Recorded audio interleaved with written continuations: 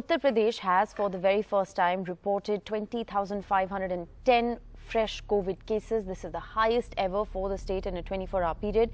68 deaths have been officially reported in this time period, but there is evidence from cremation grounds, especially the ones in Lucknow, to suggest that the numbers that are being reported could actually be inaccurate. The actual numbers could actually potentially be much higher. Active infections in the state have now crossed the 1 lakh mark, with the state capital Lucknow accounting for 1/3 of the active cases.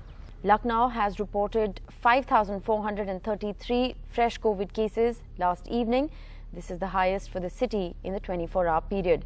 Alok joins us with the very latest. Alok, the numbers that are being reported at the moment, there are several question marks because if you look at what's happening across crematoriums in Uttar Pradesh, it indicates that the actual numbers could be much higher.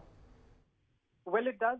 In fact, those visuals from Varanasi that we probably are playing on our screens are very shocking, and they are, of course, taken from a distance, and because it was evening, you see the extent of what is happening there.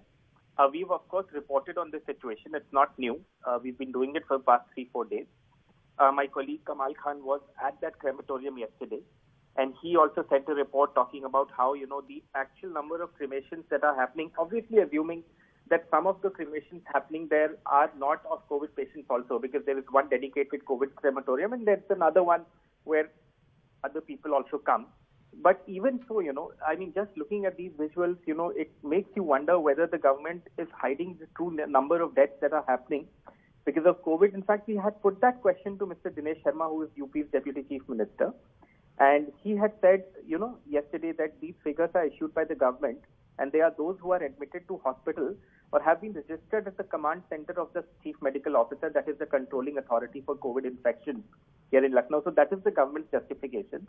But as you and I will perhaps agree, and maybe our viewers too, that those visuals tell a different story.